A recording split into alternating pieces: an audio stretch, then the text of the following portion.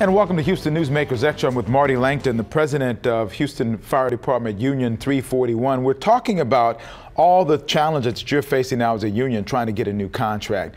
How do you make the language such that people can understand what kind of battle you're fighting right now? And how do you make people understand that firefighters need what you need?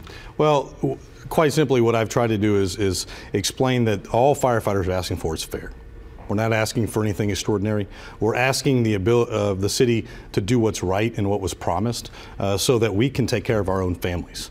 I'm a native Houstonian, and I can tell you that it is very difficult for our members to raise a family that they serve. We love the citizens of Houston. We run significantly more calls every year. The call volume goes up.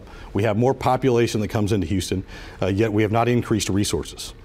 And so what we have committed to is to working with the city and trying to find a path to address all the solutions, all the issues in a holistic way. And you put together an information, you've given the city budget information so that they can see what numbers you're dealing with. Is it a matter of the city looking at your numbers and looking at their numbers and saying, well, we don't have the money to do that? And as a negotiator, how do you balance the needs that you have as a union with what you kind of see the city having issues with in terms of having their own money situation? Well, the good news, Cambrell, is that when you have the facts on your side and you don't need to make things up, you can let the objective data speak for itself.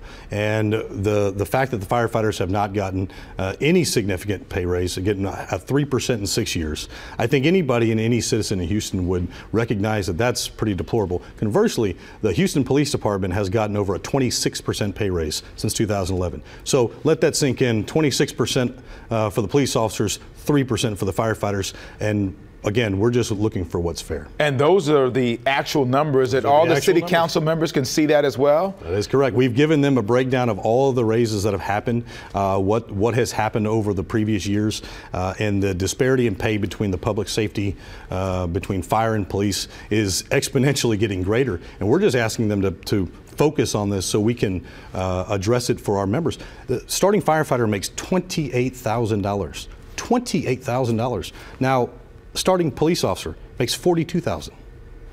You know, we're just looking for what's fair. This whole process, now you file suit. What do you hope to come out of that? Your firefighters can't strike. Right. So what do you hope will come out of this whole thing as far as the suit's concerned and the end goal? Right. So I want to be very clear about a few things. We can't strike, and we wouldn't strike because our loyalty is to the citizens of Houston, not to the politicians at City Hall.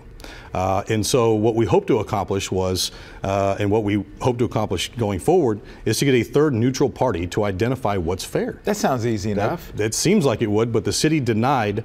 We asked for arbitration in the middle of May, and it clearly states under state statute how long it were to take to convene a board, and it would have been done prior to the contract being expired. What reason was given for saying no to having a third party to come in and look at this? That's a good question for the mayor, but I can tell you, one would think that if you're worried about a third party coming in, that maybe somebody's not in the best position, and what we've identified is simply, listen, we just want what's fair. If they say that what we're claiming is not right, we're okay with it.